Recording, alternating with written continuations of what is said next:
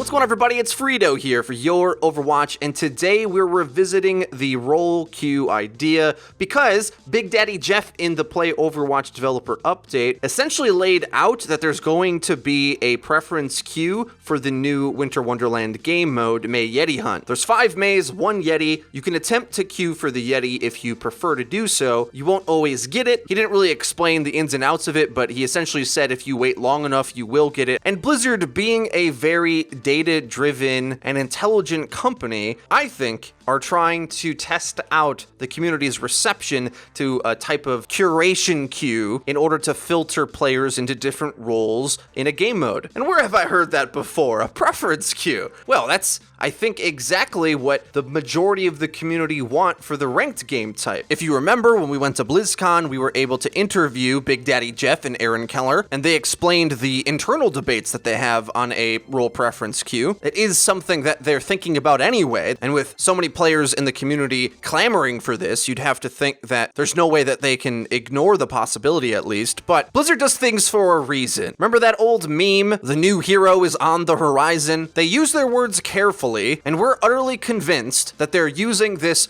brawl game type that has no other goal than to be fun to test out the capabilities and limitations of how the community interacts with a role queue. Because think about it. Would the dynamics of the brawl be much worse if it was just random what you got? The brawl doesn't really matter anyway. They're very wise not to waste their development time. There's a lot of things to do, and they want to get a good return on the investment of their work, which is why we're confident that the implications of this brawl are going to affect ranked. So I guess try it out and give feedback, because if you're like us, we want to see this in ranked as well. Now, we have made videos about this in the past, so I'll try to fast forward through explaining our thoughts on it. Today, I actually want to focus more on the concerns that people have about a preference queue for the ranked playlist so that we can try to get over that hump and hopefully get this idea one step closer to being in the next season of ranked Overwatch. First and foremost, I want to identify the problem that this is intending to solve. The different roles that exist, damage dealer, tank, and healer, are so well balanced that whether Blizzard wants an established meta or not, there sort of is one, in that the different aspects of Overwatch are all very powerful, meaning that the characters in the game naturally build these synergies that are way more powerful than the input of an individual. And because your teammates are random, and the types of heroes and roles that you're going to get on your team are random, making it so that oftentimes the team that wins or loses is the one who just happened to have the right pieces and components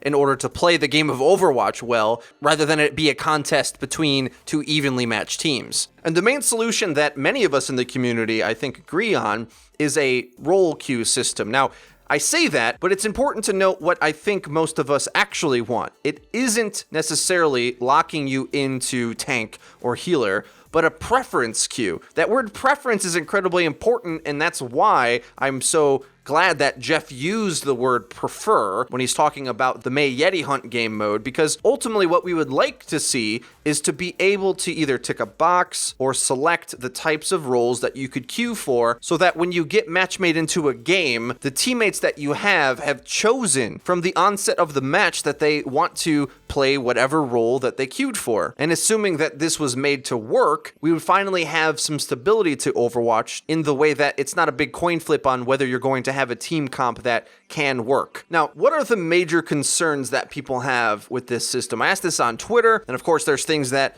the Blizzard devs themselves have said about it. So let's try to dig into the concerns that people have and try to debate them. The first one, I think, is that no one will be locked into anything, first of all. To some degree, this is an honor system that would have to have a report functionality built into it that I'll explain a little bit later, but in order to deal with the fact that, yes, Overwatch is a very fluid game, the meta changes, and in fact, you might want to go for a 6 DPS strategy for whatever reason. If you and your match-made team want to do that, there should be no limitations on you coordinating to do such a thing. Any player at any time can pick any character, but what a preference queue would do is that it could show when you press tab or at the hero select screen when you're looking at your teammates what they queued for. It either could be a symbol or even just the word, so that everyone can file into the roles that you know you're working with and eliminate a lot of the debating back and forth. And you can kind of just skip past that when people say, well, I want to play this, right? And with that gentle nudge towards a balanced team composition, there'd be far less hero select screen tilt, which so many games are lost at the hero select screen. I think we all know this to be the case. And with a role preference queue, a percentage of that can be eliminated. Now, the major exploit that I think comes to most people's mind is what happens when a player queues for a less popular role in order to get a better queue time and then picks a different hero. Well, this really gets to the heart of the matter with ranked play. And it creates a divergence in this conversation to be not just about role queue, but about ranked play expectations in general, and I'll develop that in a moment. But I think in short, it's time that Blizzard really comes down and writes the rules for what the ranked experience is. Because without Blizzard doing that, this massive community who plays ranked somehow has to decide for themselves, and we don't agree. You're not going to agree with this video. There's probably at least one point you don't agree with. It's impossible for all of us to agree, and that's okay. It may be the case where the three of us on this channel, our opinion is wrong for the game of Overwatch, but I would at least like to know. It's a long video, so I hope you could stick with it to get to all the points that I make, but it's important to note that either way, no matter which camp you kind of fall into, either the more casual side or the more competitive side, we need the rules to be clear so we know what is misconduct, what exactly is poor teamwork, what is the goal even of ranked play. Because if we don't have those rules set in place of what you're supposed to be doing in ranked, then we all just sort of decide for ourselves. And my opinion is no different than a One-Trick's opinion from anybody's opinion, and we're all just left to be dissatisfied. Like, this is the problem with trying to appease everybody, is that I think everybody dislikes ranked. This can't stay the same, and I would rather at least be told that I'm taking ranked too seriously and just play whatever you want at all times. Stop worrying about team composition. It's not a big deal if you win or lose, not a big deal if your teammates play to win. Then at least I'd understand the rules of what's going on here, and I didn't have to spend any energy thinking about this. I could follow those rules. I kind of hope that it goes the other way, but even if it doesn't, we need Blizzard to hash out what is and isn't acceptable in ranked play. I think Overwatch has been around long enough, and the majority of us to know what is a good ranked experience, that we can finally set the groundwork for a code of conduct. And undoubtedly, a preference role queue system would have to have that built in as well. So for instance, if you queue in as support,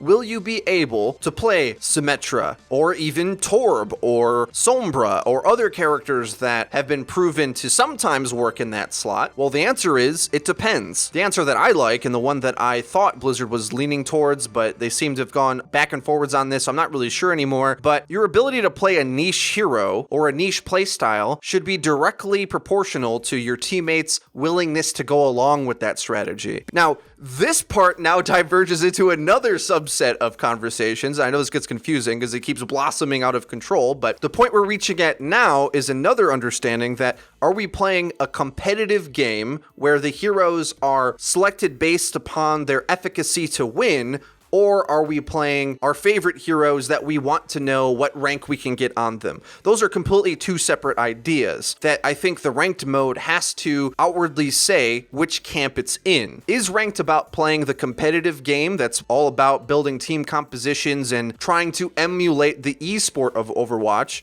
Or is ranked play about finding out what rank you get on your set of heroes that you like, or the one hero you like, or whatever? It can't functionally be both at the same time, unfortunately. But a cool thing is that I think after discussing this a bit and really trying to hone in on that central problem, the expectations of players are quite different depending on which camp they fall into. I think we've come up with a pretty cool solution. From our point of view, the purpose of ranked is to play the competitive version of the game. If the expect rank to mean anything to be like a path to becoming a pro player, or for it to espouse the team strategy components that I think are the core tenet of what the game is, then it's got to do that. But after seeing that so many players just want to see how far they can get on the ladder just playing Reaper or Torb or Symmetra, I think quick play should be repurposed to also give you hero rank. Because I think a lot of competitively minded players can understand that it's a cool idea to want to know how good you are at a certain hero, but the problem is you have to step on everyone else's feet on your road to do that in the rank system, because while the majority of players are engaging in that team comp game, the enemy's creating a comp that can easily counter you when you limit yourself, and then the rest of your team have to pick up the pieces in order to try to figure out a way to win in this scenario. That's some conflict that I think we just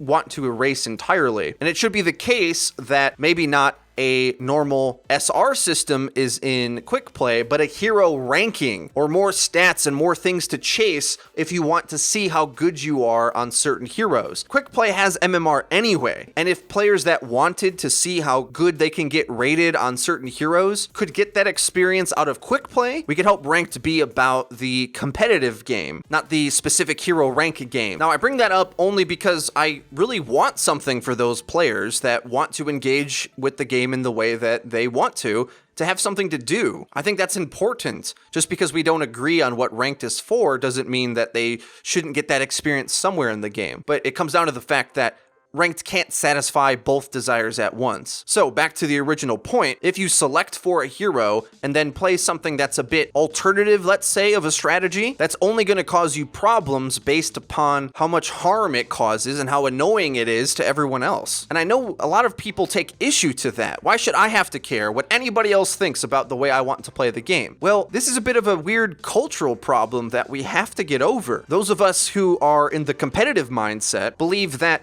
building the team comp is the core essential part of how to play and engage with the game of Overwatch. That's exactly what you're supposed to be worried about. And it isn't rude or bullying or meta slavery or anything. It's just the game of Overwatch. Now, to that point, and to try to really cement how Blizzard could enforce this in a way that is meaningful to the community, I'd like to explain a system that's quite similar in Destiny 2 called guided games. If you don't know, Destiny has some really challenging endgame content called raids that require you to use mics and communicate in order to figure out. There's no way you can do some of these things without cooperation. Now, how the heck could you make a matchmaking system that puts players together in order to do this type of thing? Well, what guided games does is it creates an expectation going into it that either you are a guide or a person who's being guided through some of this content, and it shows up on screen with a prompt loudly saying that this is about cooperation. If you're being a guide, you have to be courteous to your teammates. Obviously, they're going into this not knowing how to play, so there's an expectation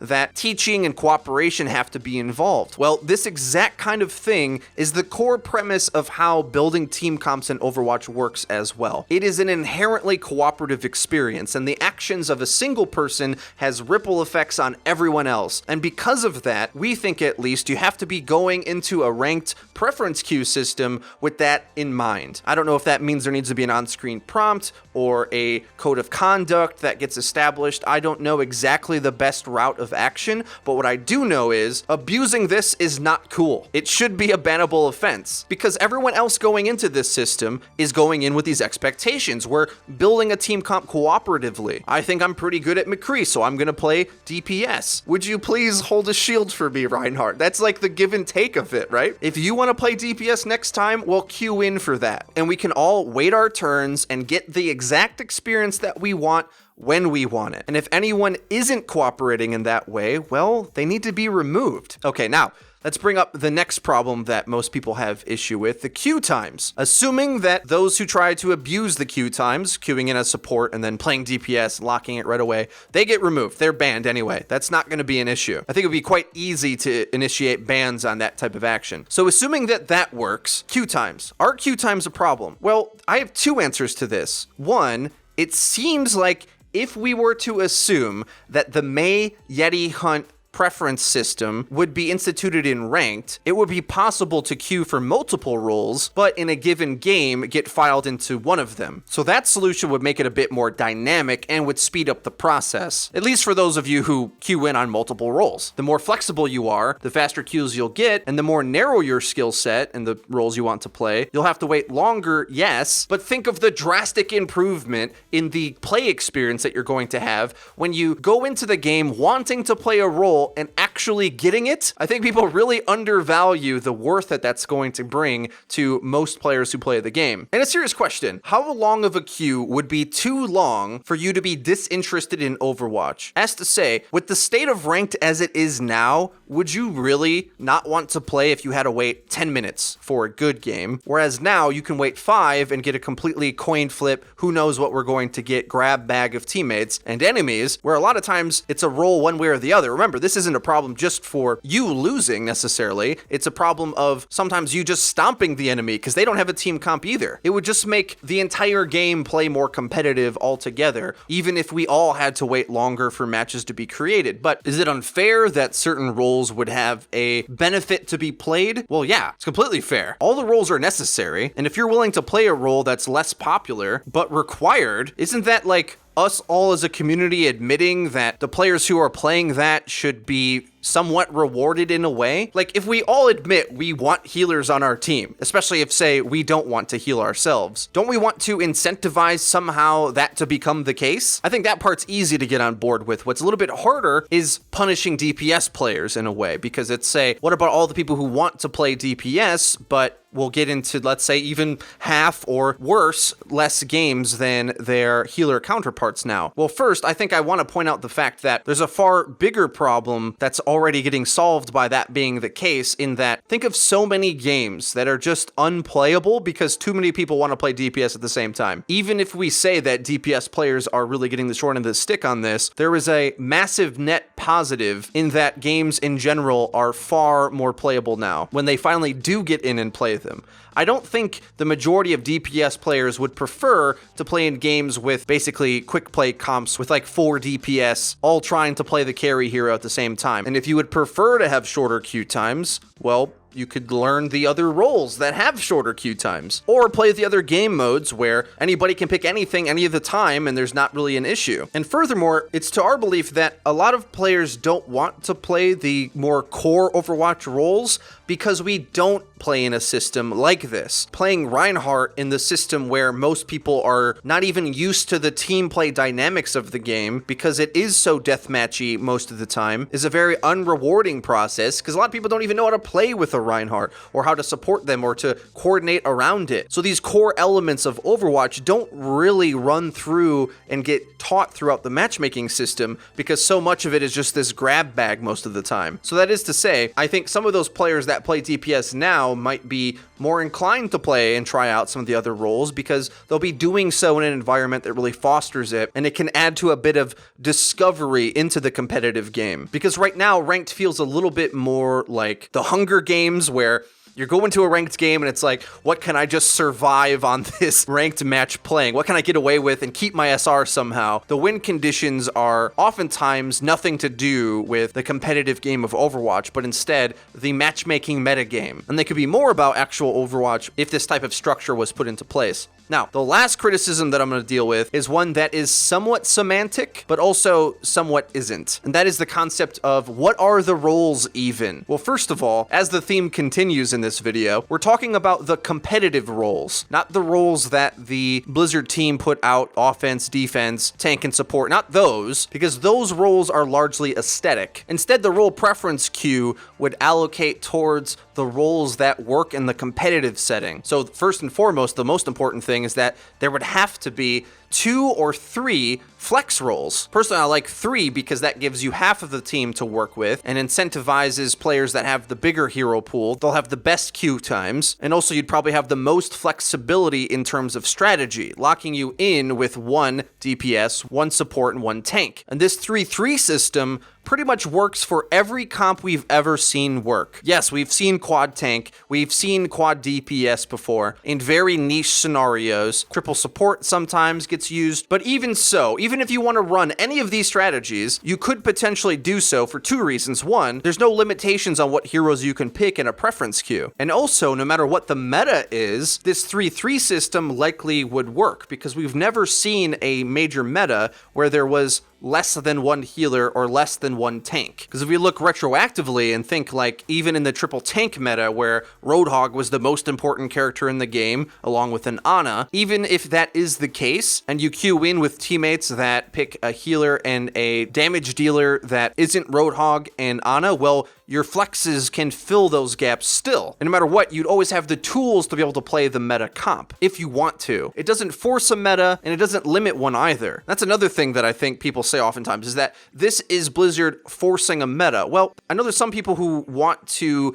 express themselves in the game, but the truth is, because of the way Blizzard balances the game, a forced meta kind of exists anyway. It's a forced suggested meta in that damage denial abilities are pretty good, so the tanks are probably going to be required most of the time. Same thing with healers. They're balanced so well and they're so strong that it's really hard to win without them, making it so that that implied suggested meta always exists anyway. And all the role preference queue does is sort of guide people along through that system to try to point them in the right direction. If you and your match-made team decide to go a different way for whatever reason, you still can, but all this would do is nudge us all in the direction towards more playable games. Okay, guys, I know this was a complex discussion with a lot of winding turns, but I hope that you found it useful by the end of it. Role preference queue. Can we have it sooner rather than later? Because I think it'll make a really big difference, but along with it, has to come that code of conduct. That's the most important thing above all else, I think. What are the expectations of players when they go into ranked? We can't serve everyone's interests at the same time. We have to unify